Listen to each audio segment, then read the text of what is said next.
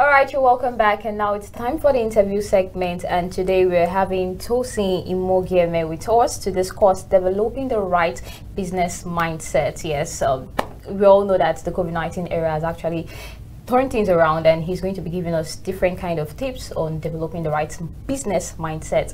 You're very much welcome, Tosin. Yes. Thank you very much. It's my pleasure for joining you. Okay. Yeah. Okay. So starting off outright, looking at you, you're a motivational speaker. You get to talk to people about different things, right? Okay. So how did you come about that? Okay, that's a long story anyway. I wouldn't want that to take time. Yeah. But I've always had the ability to communicate effectively. I know how to bridge the gap between my intentions and my expressions. You know, you want to say one thing and sometimes you say something else. You intend to say one thing and you end up saying something else. And I've always enjoyed, you know, bringing out the best in others. Okay. So I realized my potential for this, my ability for this particular course, and I stumbled on the motivational video some years ago when I was working as a waiter at the time. Okay. And it changed my life because, you know, seeing who I ought to be in the future, you know, it transformed my life. So the waiter died in me instantly, and I began to envision myself becoming, you know, that life coach that I was destined to be, and you know, I started on that route to, you know, pursuing my career. Okay. Your journey down the line, did you have any form of training before going into it, or how was it basically for you? Did you do anything as related to public speaking in school or after school or in any form? How did you build yourself on that? Well, I think I was a marketer. And as a marketer, you have to speak to people. You have to persuade people. You have to ensure that you just get the money out of people's pocket, you know, just to meet your target. And, you know, I learned how to speak, you know, through that process. And during the marketing, there are times I go to companies to organize a training to teach them how to use our products. I was working at a law reporting firm at the time. So, you know, as opposed to the hard copies of law reports, judgments of Supreme Court and all that, you know, our services were online. So I would go and teach them how to use it online. So that way too, and I also go to the National Broadcast Academy, the NBA, yes. Yes, you're very So correct. for the lawyers, and I also have to speak to people, and then we also have to tour around to Abuja, Ibadan. And personally in church, I used to speak, and I also started going to small groups. I started taking, you know, I started going for events, and then I started learning. And yes, I also joined an association of public speakers. So I've done several things here and there to help me develop my skill. So following you on what you said so far, we've seen a scenario, a picture of you being a waiter, and then also being a marketer. So with that in mind, would you say you're a full-time motivational speaker, or you do something else at the side? Well, in the course of that, because the truth is sometimes you cannot see the end of the road. It's in the process that your vision becomes clearer. You know, that's what I used to call myself initially, but later I've delved into psychology, therapy. I authored a book some time ago called Pain is a Gift, and the book changed my life. The book, you know, sprung into a lot of media outlets out there, and in the process, you know, I discovered that I had this. I discovered my niche in the business, and that's therapy. So when you talk about pain now, for example, they call me pain doctor because I've been on radio for a number of years. So I help people in the area of therapy. I help people appreciate, understand, manage, and profit from their painful circumstances. So I also do content, you know, development too, because I'm a writer. I help people to become authors. I help people, you know, develop content.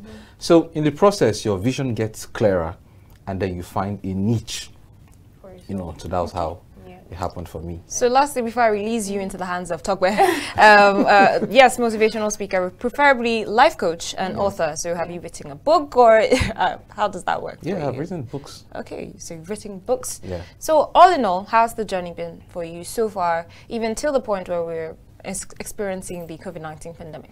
Yeah, my life changed because I'm a better writer than a speaker. Yes, better in writing, but I'm more passionate about speaking.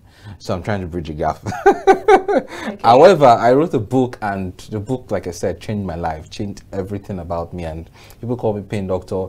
The book got me to, so far, I've been to over 20 media houses, both TV and, you know, radio. I've been on lots of platforms. I've spoken at different places. Do you understand? So, and I've also built relationships in the process, built powerful networks in the process, and I've evolved. And then I have other books too. And I was in the course of writing a new book this year, about to launch when the pandemic started. So I had to readjust, yes, because there's a saying that when you can't change your circumstances, you're forced to change yourself. Okay, so let's dwell a bit on your career as a life coach. Has it been very much lucrative since you've started? Well, nothing gets easy. You know, the beginning is always difficult. So it takes passion. You need to be passionate about that thing, because things would not work well initially. So it's a passion that would, you know, keep you going, because there's no business you see today that started off well. That was a blast that eats, you know, the limelight. No. You know, there will always be tough times, and the truth is, that tough times is necessary, because those tough times now builds your capacity in different areas. You can't tell me the first day you became a presenter, the first day you walked into the studio, you were just good. No, it's not possible. So into the process, there's always a process of development, just like a child is in the baby's womb. A child is in the mother's womb. You know, it grows and develops, you know, the hands and everything. Do you understand that? So that's how it started for me. But over time, I started learning, because you also need to learn from your mistakes. What are those things you're doing well, and where are the areas you can improve on? If there's something you do well and your customers like it, and they're giving you thumbs up, then I think you should improve on that thing. And if there are areas where you're not so doing well, then you also need to look at things you can do. And also, we do not really embrace partnerships in this part of the world, which is also very essential. You know, all over the world, and you know, abroad, you see people where they have an idea, but they perhaps may not have the finance. So what they do is to collaborate with someone else who perhaps has the finances, and you know, they go into a partnership, and the business thrives. So there are lots of things that you learn in the process, and you get better. But the beauty of it is when you look back, you see that yes, there's been an improvement. Okay. So with everything you've been saying, fine, we're definitely getting on the line of being inspired today. With that in mind, you've been sharing experiences with us, so we just need to know 1 or 2 challenges so far. You can't just brush it off, like some distinct challenges, especially for starting up. Yeah, because for example, there's a Nigerian saying now that motivational speakers are scammers. Motivational this is motivational that, and some people say go get a job. You know, this is not a job and all that. So you need to prove yourself, because at the time I started, I did not have a book, so I would just write on social media, and people would not take you serious. But when you start to grow, when I authored the book, and then I had a book launch, and then I made a lot of money, and then people started seeing me on TV and on radio. People were like, oh really? I knew that guy had potential when he started. People used to condemn you at the time, would now begin to say, oh, I believed, I saw this potential in you. So those are part of the challenges. And also, in this part of the world where people do not really take intellectual properties, intellectual products really seriously. How many people read in this society? It can be difficult when you write books and people are not buying your books, and then people are rather, you know, buying other things that are not, you know, adding any value to their lives. So you need to keep evolving and keep, like, for example, if you're a writer, you can now make audiobooks, because some people prefer listening, you know, than reading. So that's part of the challenges we have. And also, you know, in the consulting industry, you know, there's a theory that says that, you know, 20% of consultants get 80% of the jobs. Because the truth is, when you know this part, it's just like you saying, I know it's a Savage, I know a Whiskey, I don't want to listen to anyone else. So it's either a Whiskey or a Davido or no one else. So most of the multinationals, most of the companies that are thriving, they always want the best. So if you're still growing, it can be challenging for you because you're not well known.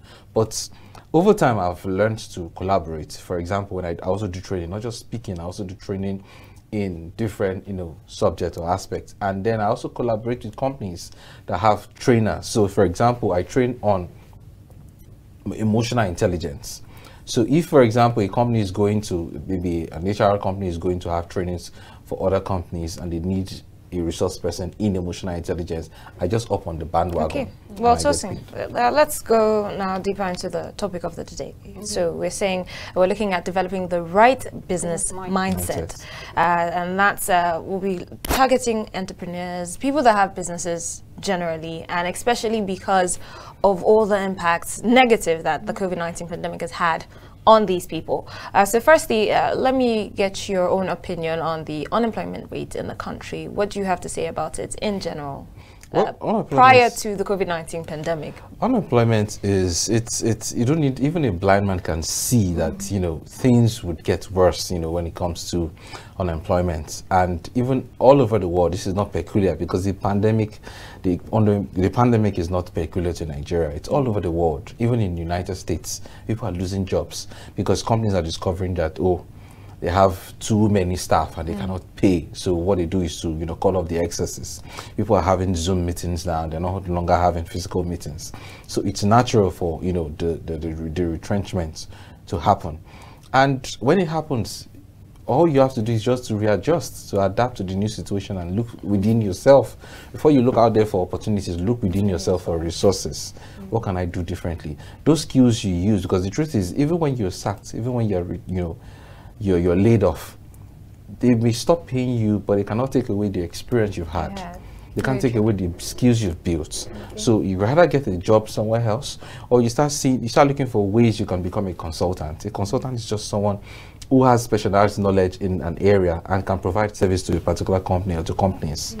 So you're actually trying to say unemployment rate in Nigeria is as a result of the fact that Nigerians are not ready to pick up something to do, not that they don't have anything to do. Oh, well, I think that, yes, we have a lot of uneducated graduates. Okay.